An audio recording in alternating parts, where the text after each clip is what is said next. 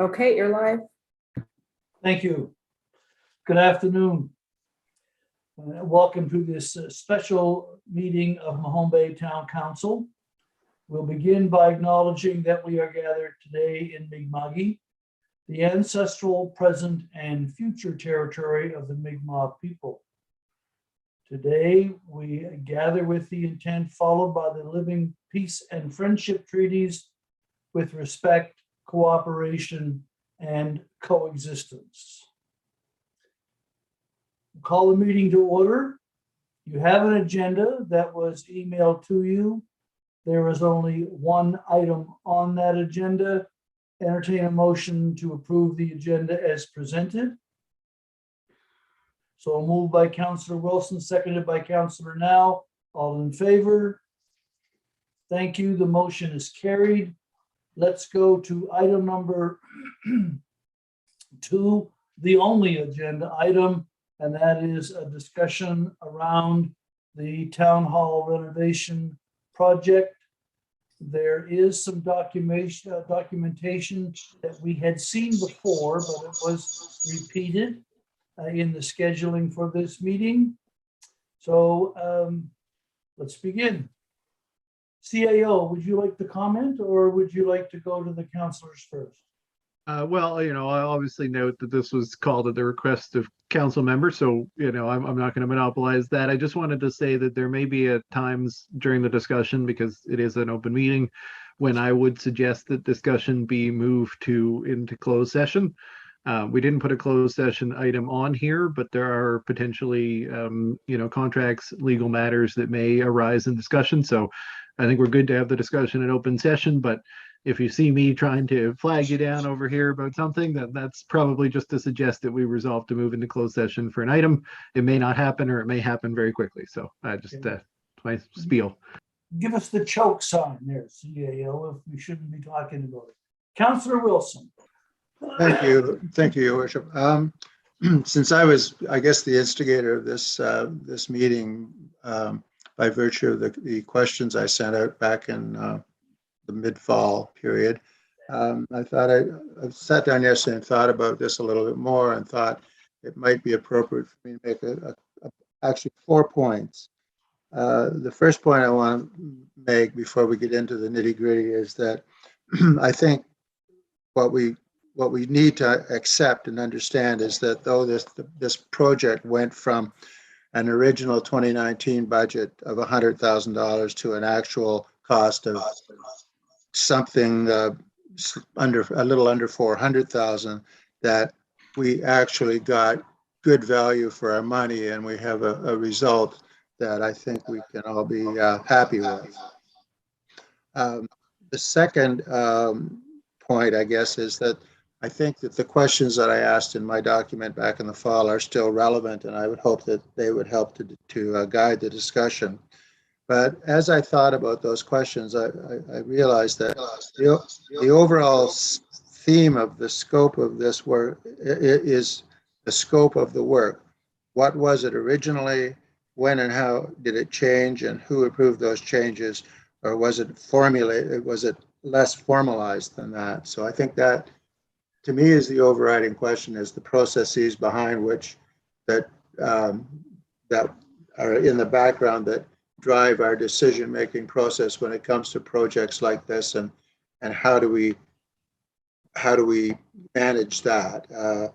In the aggregate, it kind of looks a bit to me like what the armed forces call mission creep, snuck into this a little bit, but that's a bit of an aside. And the fourth question is, when and how was council involved, and should the level of involvement change for future projects, which is just a kind of an open-ended question. So with that preamble, I'll shut up. Thank you. Thank you, Councillor. Other comments?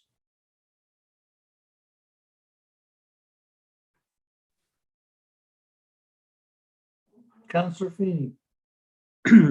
Mayor, just, would suggest that, I think Councillor Wilson hit the nail on the head with, kind of at the end of the rainbow, we ended up in a reasonable place given the improved utility that the citizens and taxpayers are going to enjoy from, the completed building. But, one thing that I think as a council, we've all seen in the past is where we've had big capital projects, which also benefit from partnership fund subsidies or funding from the provincial and federal government. That we, the taxpayer, the town is on the hook for any aggregate overruns. So the most famous example of that, of course, is the bridge on Kinburn Street, where we had, I think Dylan had the final numbers that he was quoting at the last meeting, where we went into a big project thinking we were going to fund 25 cents on the dollar, and we ended up funding closer to 50, for example. So I do think the takeaway, the lesson learned in this situation is when we are contemplating big capital projects going forward, whether it be the solar garden or another major investment, we've really seen the benefits of having a third party project management. And you can certainly see the benefits of that third party project management on the fire hall. Mm-hmm. And to date, although we have had some change requests and some scope changes, I think to Councilor Wilson's point, they've all been organized in a way that the council's had an opportunity to deliberate the benefits of those increased costs, and then make decisions with eyes wide open. So in my mind, the takeaway is at some certain threshold, X hundreds of thousands of dollars, it seems like we can benefit from having a third party project management to support the staff. Thank you. Deputy Mayor Kingala. So I guess my add-on to the whole conversation is that I think I had expressed it from the get-go. It never made sense to me why we would, as a council, we would want to put that kind of money into the building that we have.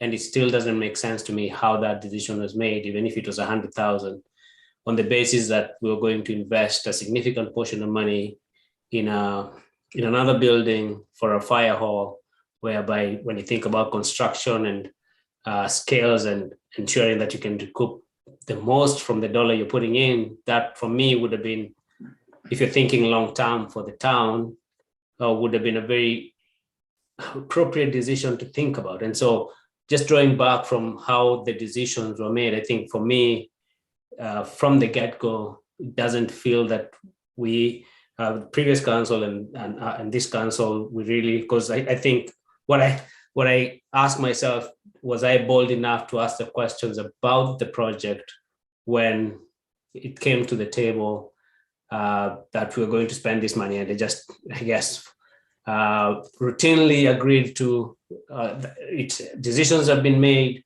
There's nothing that can be done. This has to be funded. We're going to an RFP process, trusting that everything was done in a way that is satisfactory to the task base that we have. So I think also going back to the original question about, I know the mission creep idea, but about how we assess projects like this, small or larger, and what the impact they will have or might have for over an extended period of time, rather than just what for me feels like a Band-Aid, a very expensive Band-Aid that I might not be on council, but in 10 years' time, folks will have to make a decision. Do we move the town office somewhere else? We haven't addressed parking, we haven't addressed seating space and the ability of folks to be in the space there. So those things will come up again.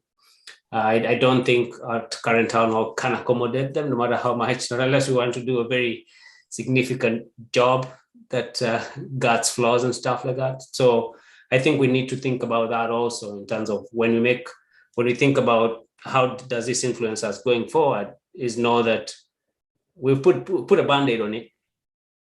We know that the issues that haven't been addressed, we will need to address them later. So how do we put a framework in place now that when those decisions come to the table, we have ample time to have those conversations? And in thinking that we will have an empty, not empty, but I know there's some ideas about it, from a fire hall and fire station, how does that all factor in? Because we'll be spending some money there in some way, shape, or form to upkeep it. So I guess those are my comments for now. Thank you. Other comments? CAO? Well, in open session, I only say so much to reference discussions of the previous council that took place in closed session, but there certainly were, there was an analysis carried out around the possibility of building office space onto the new fire station, and quotes were obtained to consider that. Essentially what I can say is that the feeling was that the cost of doing that would have been too much on top of the cost of the fire station. And, certainly based on the assessments that we had at the time, it seemed that keeping the town hall usable for, as you say, at least another 10 years with some renovations would not be a very costly proposition. Now, we know where we ended up. It was more costly in hindsight, still less than half the cost of new office space, but new office space would have been a longer term solution. So, certainly there was an analysis carried out at the time with the information that we had at the time. I'm sure there are ways it could be improved next time around, but I didn't want anyone to be under the impression that there was, that the previous council did not weigh the possibility of building new space or even leasing space. A number of options were considered. Thank you. Councillor Burdick. Thank you. In previous discussions, before we decided to have the separate meeting, special meeting, there was that discussion, actually, I think put forth maybe even by the CAO, about having a project manager for the future. And that was reiterated today by Councillor Feeney. And to me, it certainly makes a lot of sense for a project that is of the scale, or conceivably can be of the scale, to have that sort of management involvement there. It's a lot. And I think it became more with all the other mitigating circumstances of supply chain issues, et cetera. So that to me is a good sort of positive gesture moving forward, not gesture, but a safeguard essentially too, to have that management, third-party management involvement. Okay, thank you. Anyone else? CAO?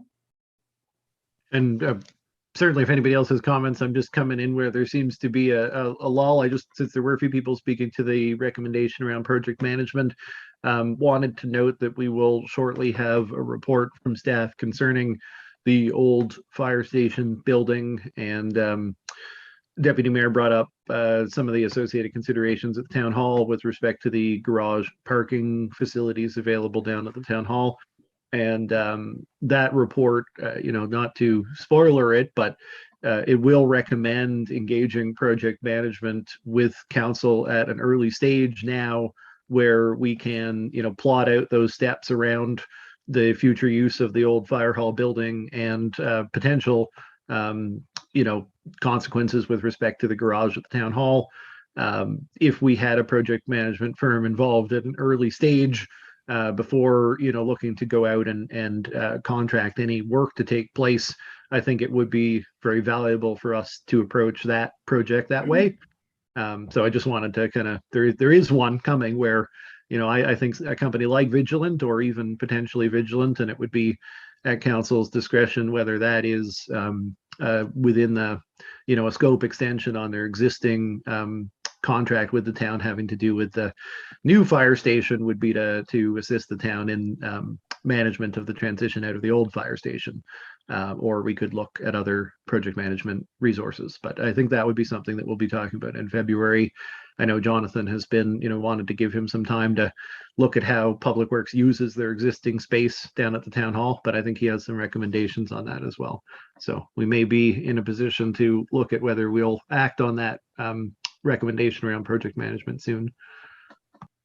Good. Councillor now.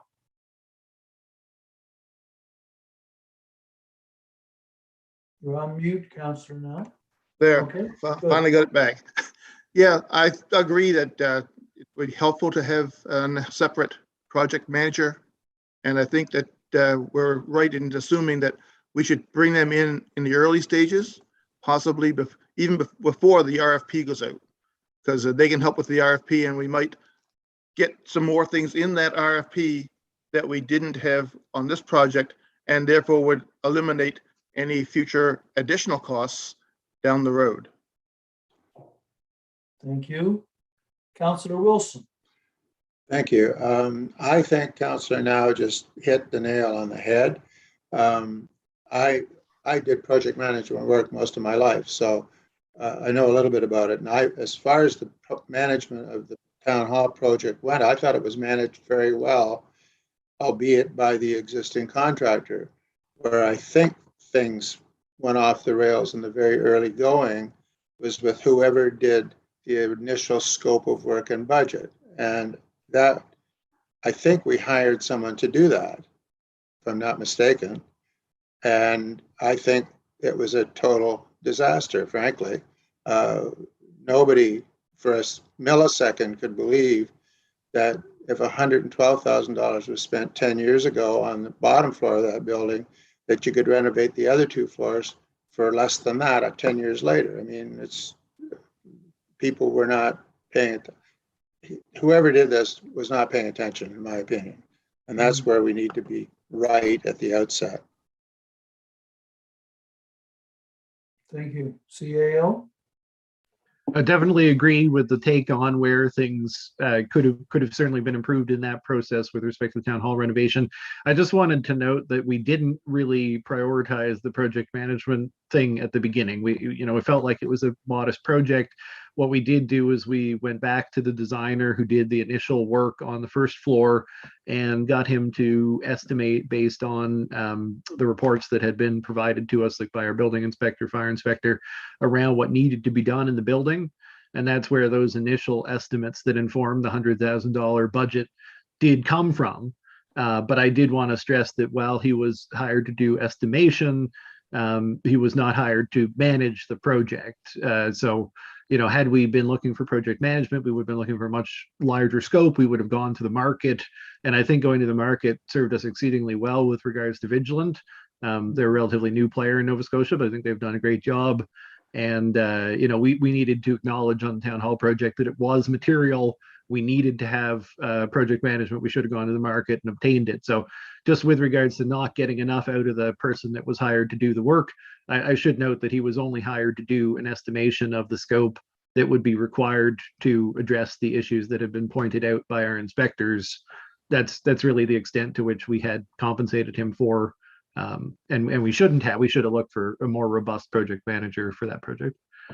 And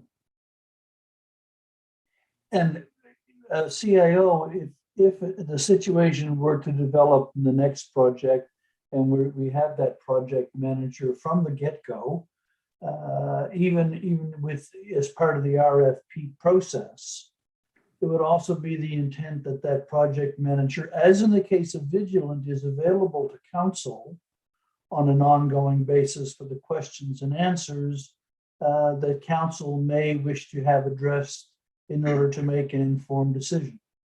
Mhm. Yeah, absolutely. You have to, scope accordingly with what you want from project management. Obviously, it can be as large or as small an amount of assistance as you would need. But I think, we're quite clear here that the real value is in that early stage more than anything. And then we could decide on the scope during the construction phase. Vigilant's been exceedingly involved during the construction phase of the fire station. We opted to have quite a bit of involvement in that because it's such a huge project.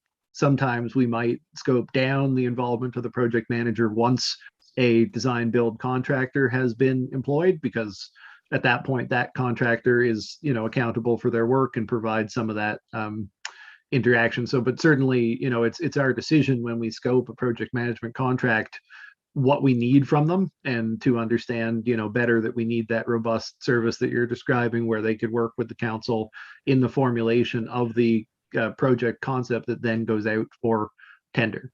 So that would be a big lesson to apply, I think, if we look at the renovation of the existing fire hall, hopefully limited renovation or any other similar projects. Okay, thank you. Any other comments? Councillor Kerr. Yes, and thank then you. Councillor Feeney. Thank you.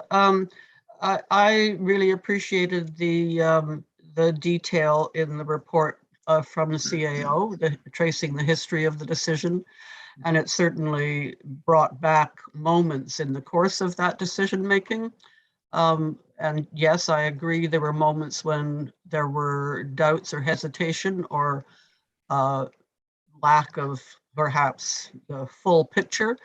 But council made decisions along the way, and those decisions were made in good faith, and they were made. Those decisions were made.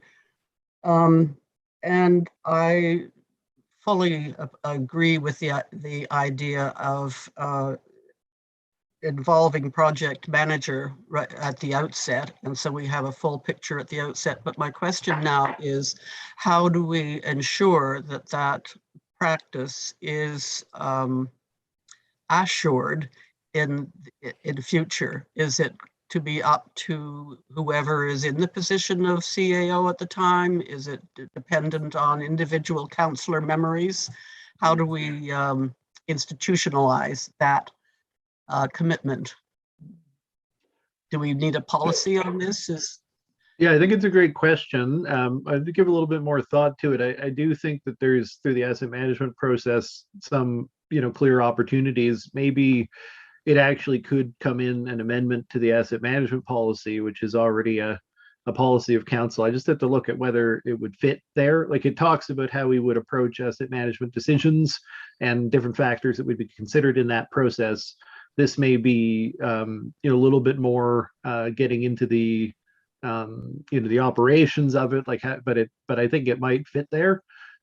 Relevant because the asset management policy was already approved for some revision by council as concerns incorporation of greenhouse gas mitigation, and the committee has at their last meeting been considering some draft revisions. So if council is so inclined to refer that, you could even do a motion referring the directing to the asset management committee, or to staff, it's an interesting question of phrasing, to consider and make recommendation to council on the potential revision of the asset management policy to incorporate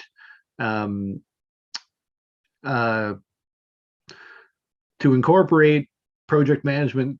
I'm going to use considerations like 3 times in the drafting of this sentence, but to incorporate project management resources into council's consideration of major capital undertaking. Something along those lines would be what I'd suggest, and I can try to do better to wordsmith that while we keep talking, if that might be of interest. Thank you, Councillor Feeney.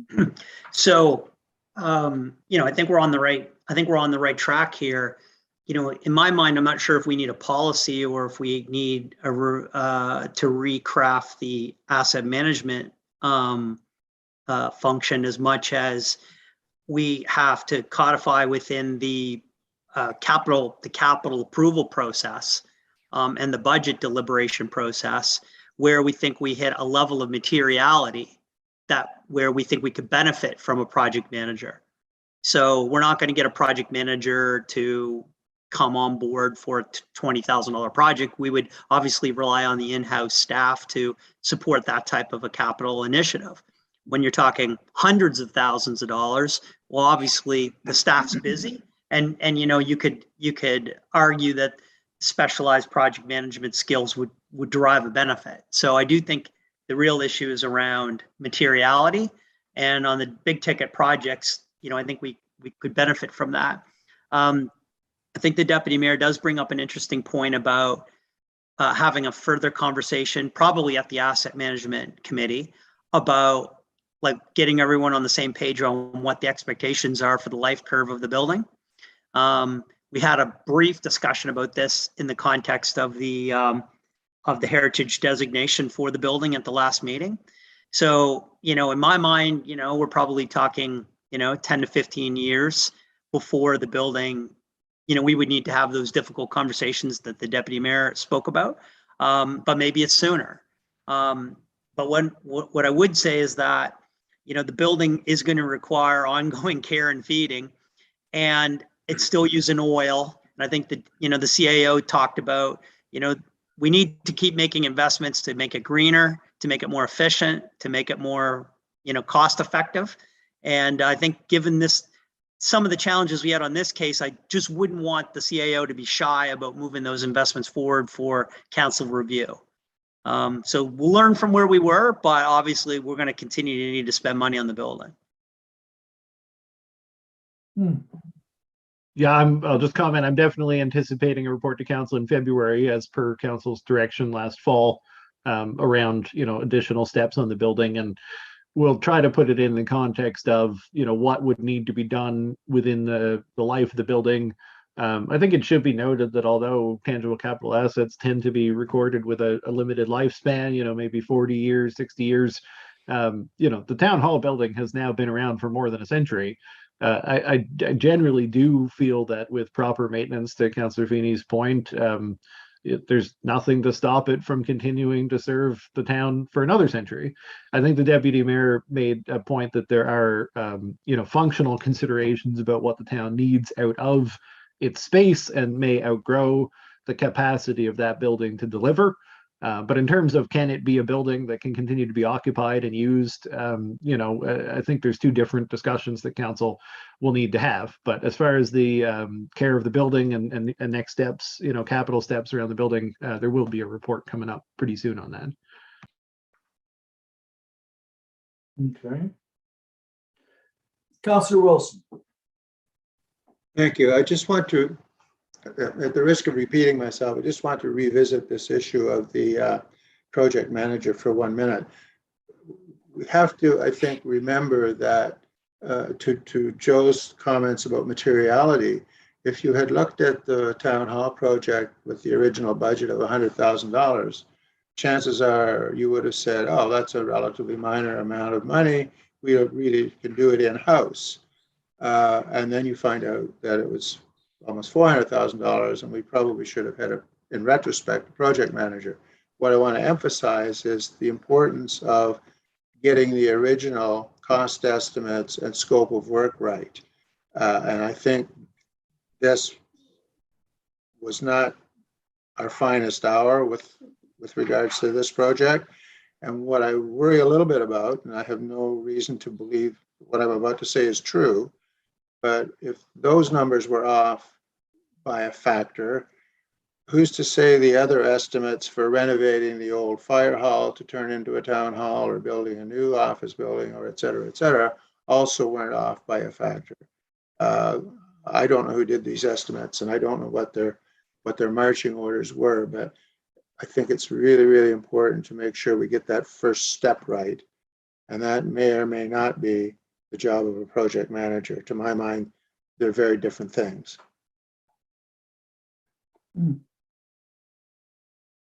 Deputy Mayor, and then Councillor Carver.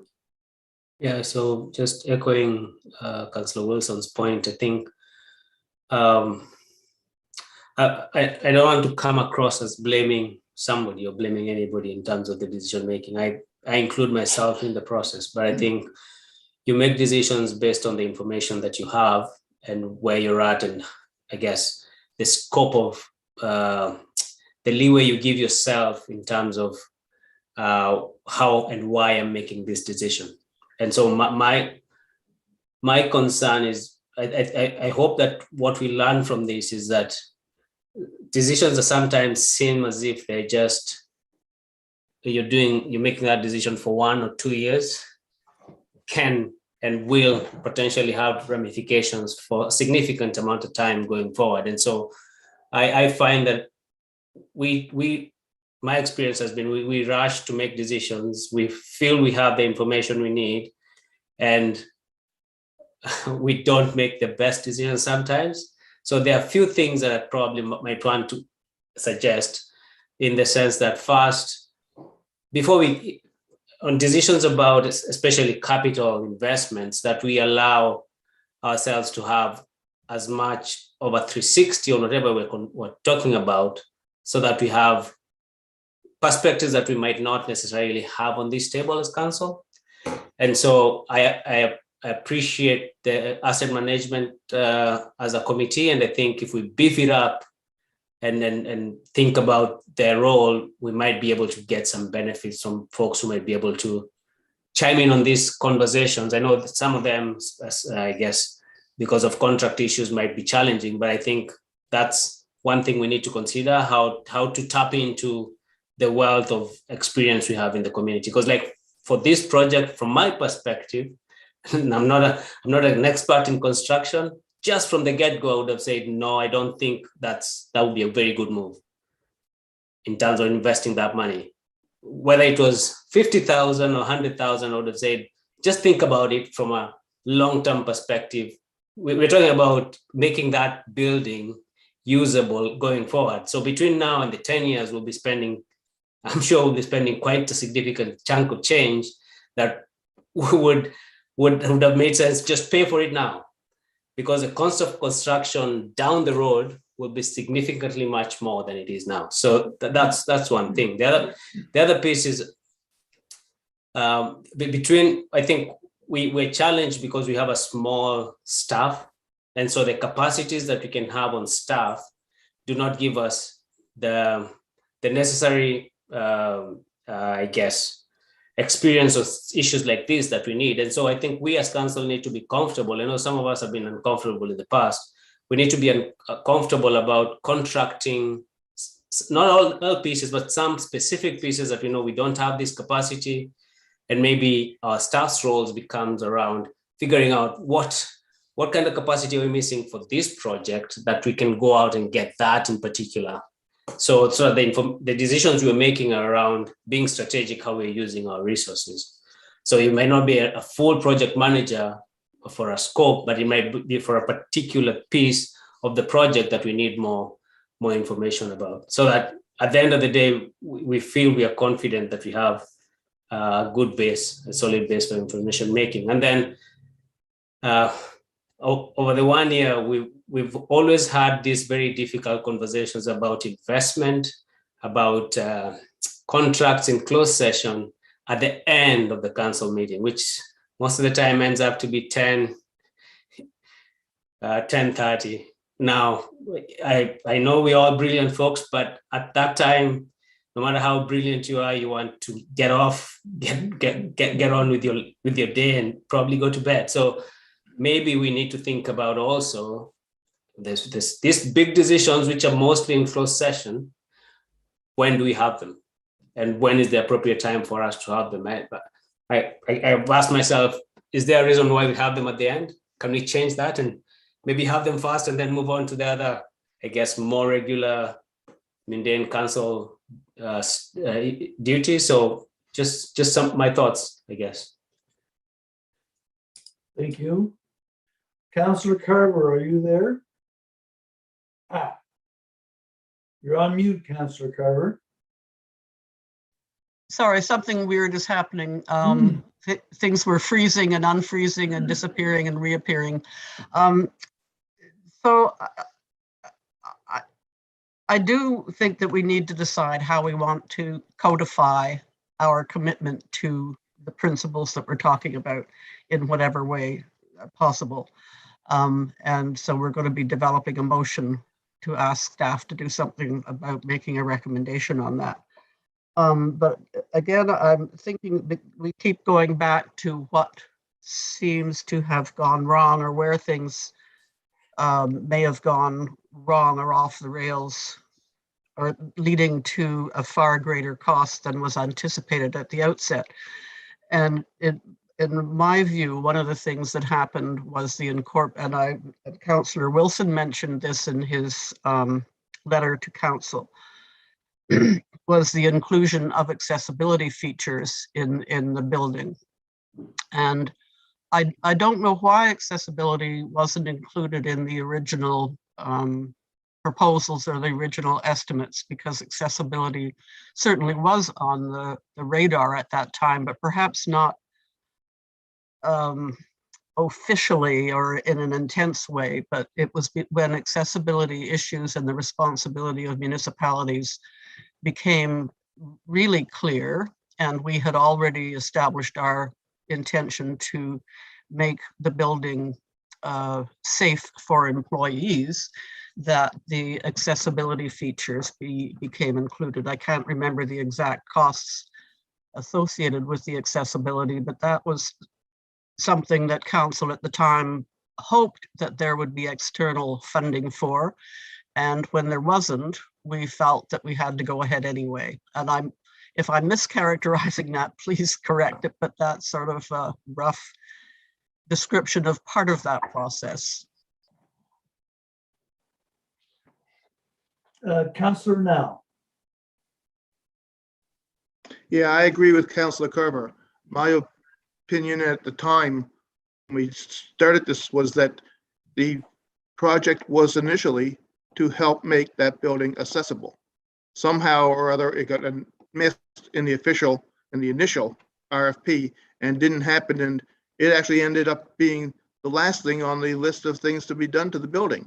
So I think that's one of the areas that we really made a mistake on, and we failed to come through on. Thank you. Councillor Feeney. So, I think those observations are right in practicality, but, I think thematically that's not what happened in my mind. I mean, we were in the context of, we had two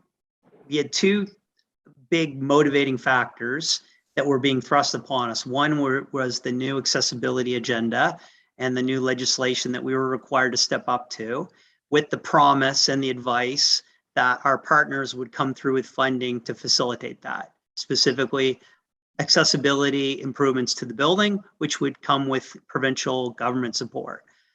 Added as well, above and beyond that, we were offered the opportunity to make some improvements in the context of staff health and wellness associated with COVID. And we were told, hey, here's COVID-related money that we could use to improve the building to make it safer for our employees. And so we had these other funding sources, which really drove the reason why we picked the timing that we picked. About why did we do these investments when we did them? We did them because we thought there was an opportunity to get subsidization from other levels of government. These were never budgeted initiatives. We took advantage of opportunities to leverage our funding from our partners. So that was really the driver of the timing. What happened within the context of the project, I think, has been well discussed and is well understood within the report. But it wasn't like we went in thinking we weren't going to do the accessibility project. That was the whole reason we started the project. And there was a reason why we did the front door and we moved Dylan's office. That was in the context of COVID and the COVID funding. So, some of this was thrust upon us as far as timing. It wasn't necessarily organized and made as far as one total project. That's a fair point, right? I think we're all on the same page there. That was really the context of the decision making. It was taking advantage of the money that we understood we could secure. Okay, CAO, then Mr. Wilson. Yeah, I think everybody's right in partial remembrances of what happened over the course of the project. I mean, certainly when it was initially raised, we had some conversation around some basic renovation to the spaces in order to make them functional going forward. There was a discussion around accessibility, and like Councillor Feeney says, we were initially told, no, we didn't get the accessibility funding. That piece never went off the table. We were waiting to hear back on it. Then there was some announcement that there was an anticipated funding coming out in terms of COVID renovation. So we shifted gears to that. Now, at the end of the day, the worst thing with this project is we didn't get either of those funding sources. So we ended up doing all of the work, doing the expanded work on both fronts, and we paid for it all ourselves. And as has been noted here, work that was done well and did provide some significant value. But at the end of the day, it is above and beyond all the observations we've had around how the project was designed and project management. This was another example where we did $100,000 of additional work on purpose for things that we had hoped to receive at least 50% subsidization on, and didn't. And that happens quite regularly. It's unfortunate, but council was given the option to not put the accessibility component on there. And in the end, we felt that if we were renovating the space, that it was necessary to make those improvements to show the public that the council's commitment to accessibility was being actioned. If we're renovating a building, we're taking that opportunity. It's definitely frustrating that is how it went down in the end. But yeah, I don't think we ever lost sight of accessibility. We just always hope to leverage our money as effectively as we can. And the timeline just became such that we couldn't wait any longer, and council approved it to go ahead. But I think both things were a factor. And in terms of COVID, some of the renovation of the third floor in order to make staff who were sharing workspaces on the second floor have offices that they could work in. I will say from a COVID perspective, like, it's made a huge difference to our ability to work effectively in the space without being afraid of sharing spaces with people. We're able to, have strict masking requirements. And then when somebody's in their office, they're fairly safe to work on their own things. We didn't have dedicated office spaces for most of our staff prior to this renovation. So, that has made a big difference. And in terms of renovation on the first floor, also much more able to control the flow of the public into the building, particularly now with numbers being the way they are. Somebody can come into the building and, expose very few staff, by use of the first floor meeting room. There's no chance that the public works staff or water staff are going to be crossing paths with members of the public unnecessarily, which protects them from possible infection. So again, I think the COVID work and the accessibility work all got done to meet all the specifications we would have wanted it to. We just didn't get external funding to support it. Okay, Councillor Wilson and then Councillor Carter. Good. That last little bit was very helpful to me. So I'm wondering if I can ask for something that doesn't have to be done in this meeting, but I think would be helpful to all of us. We had an original budget of $100,000, which in Dylan's report refers to the idea of doing renovations to keep the place safe and whole for staff until the fire hall is built. That's not a direct quote, but that's pretty close to what was said in that report. So my question, and we have COVID and we have accessibility. So, and we know how much the total project was. So what I'm interested in would be, what was the scope of work of that original $100,000 project, the 2019-2020 project? And how much was actually spent on that? What was the scope of work of the accessibility project and the budget, and how much was actually spent on that? And what was the scope of work and the budget for COVID, and how much was actually spent on that? And is there any left over? CAO? In I response? think it's certainly pretty straightforward to break out the accessibility part having to do with the ramp on Aberdeen Street entrance. That part is straightforward to be able to separate, and certainly not hard to go back to I was just looking to see if it was included as an appendix or something, but to go back to that original summary of the 100,000 and what was included in that. I think the challenge would be with respect to some of the cost overruns that we experienced. And, you could say that those cost overruns, I think more than anything, they should have been picked up in that original estimate. But, because we were expanding on our use of the upper floors of the building, most likely there are, those overruns could be shared between the cost of the renovations that were aimed to, COVID mitigation and the cost of the renovations that would have taken place anyway. So I think I'd have to break it into 4 categories: what was originally meant to be there, what we anticipated doing for COVID, what we anticipated doing for accessibility, and then the cost overruns with respect to, and council's well aware of this because we discussed them and approved them, but with respect to wiring, electrical issues, and water damage that were revealed during the work.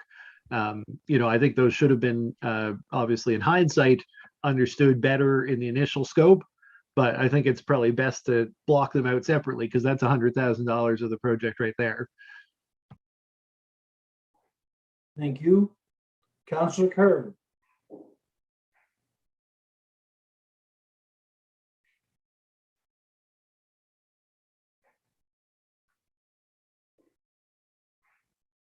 There we go. Sorry for that. We're coming close to the end of our meeting time, and I would like to make a motion to direct that council direct staff to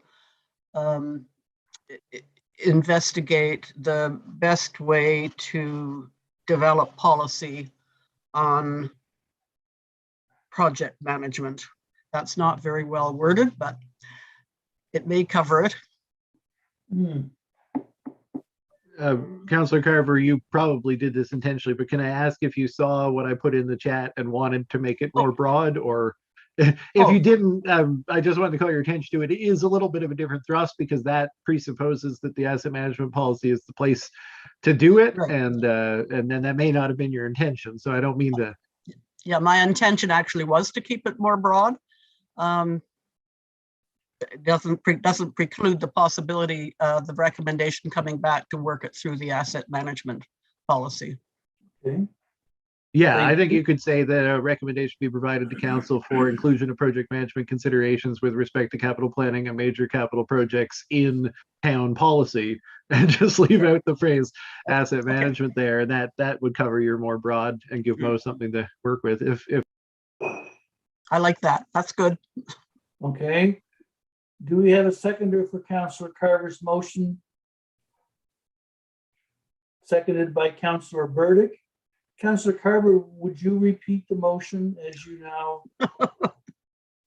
I'd like to defer to the clerk, who may have captured the words that the CAO offered a few minutes Thank you, ago. clerk. It was your motion, by the way, Councillor Carver. I know, but the idea was to keep it broad, and and Mr. Hyde did include the some extra wording that kept it broad. Clerk? So what I have now is that a recommendation be provided to council for the inclusion of project management considerations with respect to capital planning and major capital projects in town policy. Yes, That's my thank you. understanding. On the question, Deputy Mayor? You're on mute. Have we got a seconder? I think it was seconded by somebody. It was by Councillor Burdick. I just have a question. Is it a recommendation be provided to council, or that council directs staff to come back to, because we're in a council meeting, right? So we're not recommending to ourselves in some ways. Yeah, sorry, it could be that staff provide a recommendation to council rather than that a recommendation be provided. The reason I wrote the top of that a little bit differently is that if the recommendation was for asset management policy, it would end up being provided by the asset management committee, even if staff brought it to their attention. So, if you're looking at a more broad resolution, you could just say that staff provide a recommendation to council. So we would add to the clerk's motion that staff are directed to provide a recommendation on, and then we go into Councillor Carver's content. Yeah, I think just to change it from that a recommendation be provided to that staff be directed to provide a recommendation to council, Okay. and then it could be all the same from there. Councillor Carver, you comfortable with that?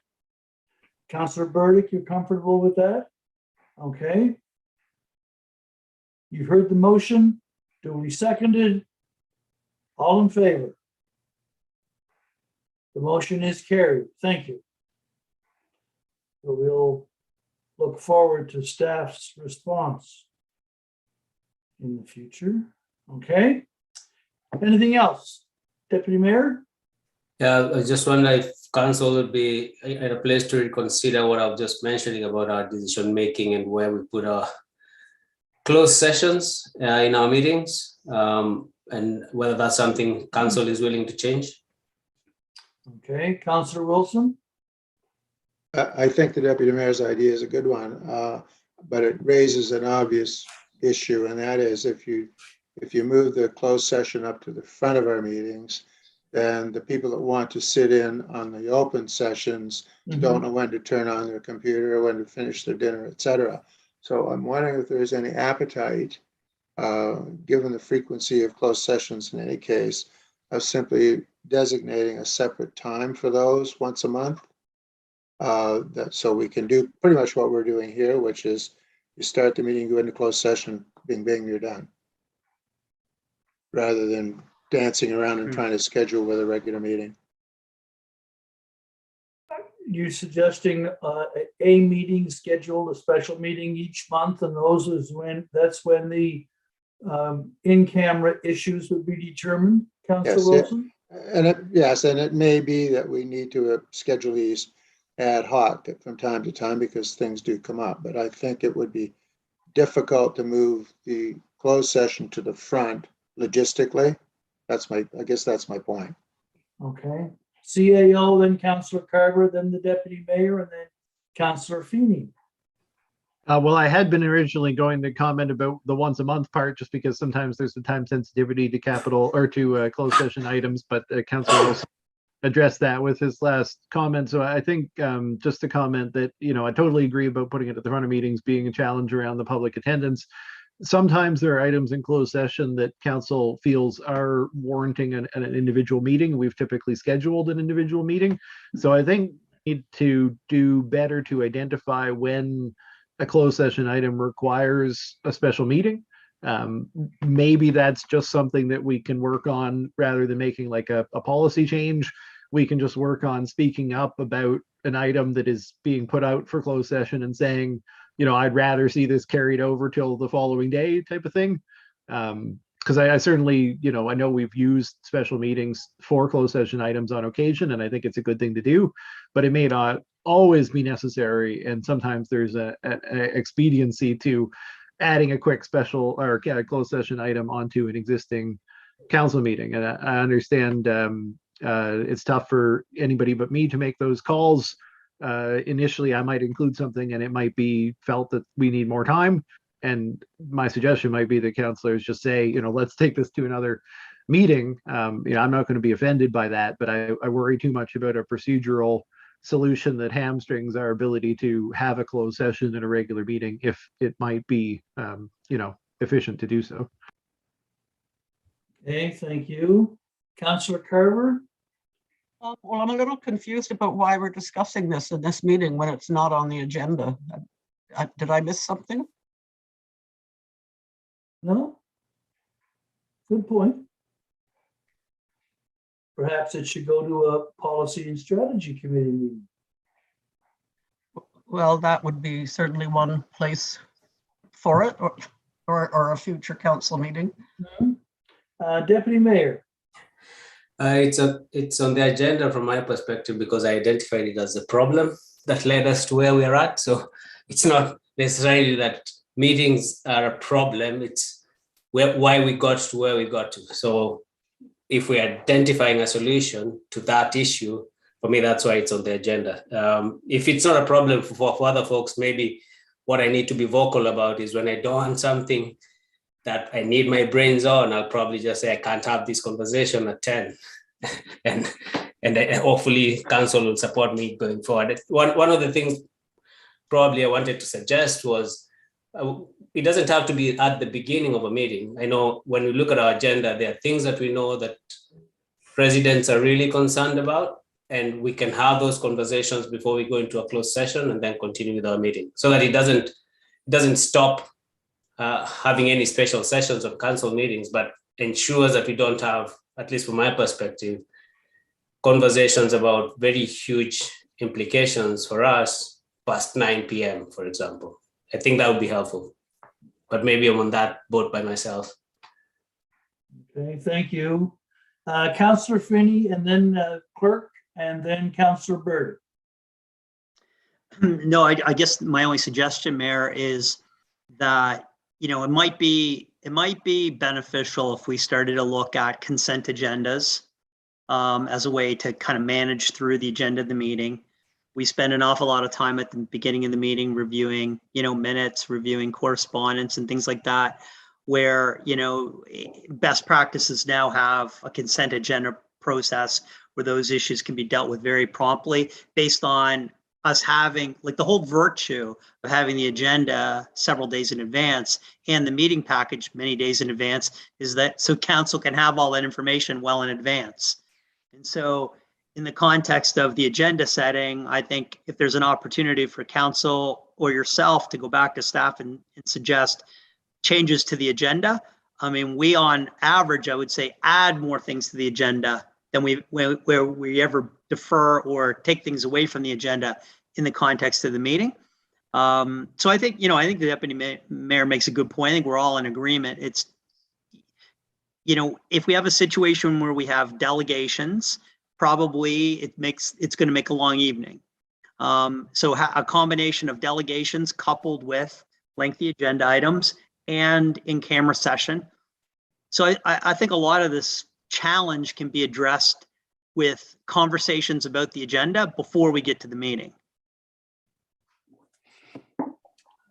Okay, just a question, and then we'll go on with the list of people who wish to speak. But how do we deal with the notion of transparency to the citizens? If we're having those discussions offline, I mean, right now we're in theory we're trying to do things in a transparent way in front of the public, except for those things which meet the requirements of the MGA to have an in-camera meeting. But if we go to another agenda, I don't know. Anyway, let's see what we have to say. The clerk is next, and then Councillor Burdick, and then Councillor Carver. Like everybody else is using consent agendas now. Clerk? Thank you, Your Worship. Again, this is a conversation, my understanding, this is a conversation that will come up, but I did want to point out with the notion of having a special meeting or tucking in another meeting, it is very difficult to find a time that works for the majority member of councils. It's taken me weeks to find this time. And an example of why is that yesterday I sent a quick calendar overview to one member of council, and this week, the remainder of this week and next week, that one member of council had something like 8 meetings. So now do that times 7 plus staff. It is very difficult to find times for special council meetings. Obviously, they come up, but I did want to point that out when council comes back to this discussion about what the best thing is to do, that as the person who does my very best to look after the calendar and frankly all the Post-its in the world, that's still a very difficult job to do. We're talking about 7 incredibly busy people, so it's very hard to find extra times. Just for consideration. Thank you. Point well taken. Councillor Burdick. Thank you. I do think clearly this is a matter for further discussion, specific discussion, but I also think that when we're considering it, maybe I totally agree with the deputy mayor that there is often a certain point at the very late meetings where it's very hard to process things. And that given that an agenda is established and given to council members several days in advance of the official open meeting, then maybe a similar thing can happen where a closed session can happen either earlier on in the evening before we go to the public conversation or the day before. So there's like an established fixed time. But again, I think that this obviously, given how much we're discussing it right now, it's worthy of a larger discussion, specific discussion, maybe a special meeting. I have to get the clerk to organize that. Huh? Okay, Councillor Carver. I confess I'm still unclear about why we're having this discussion when it wasn't on the agenda. If the topic has arisen because of something that was on the agenda, could we simply refer it to another meeting for future and ongoing discussion, either a council meeting or the Policy and Strategy Committee?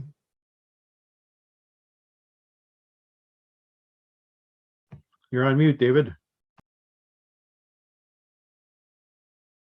I was going to ask Councillor Carver if you want to make a motion that we defer this discussion to another suitable time to be identified. I'm happy to make a motion, but I'm struggling with whether it's better to go to Policy and Strategy where the agendas are piling up, the list of topics.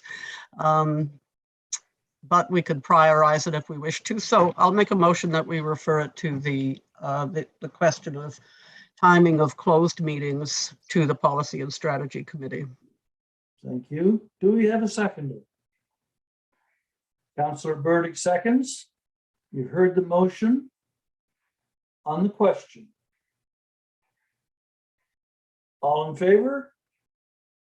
Motion is carried. Thank you. I think that concludes our agenda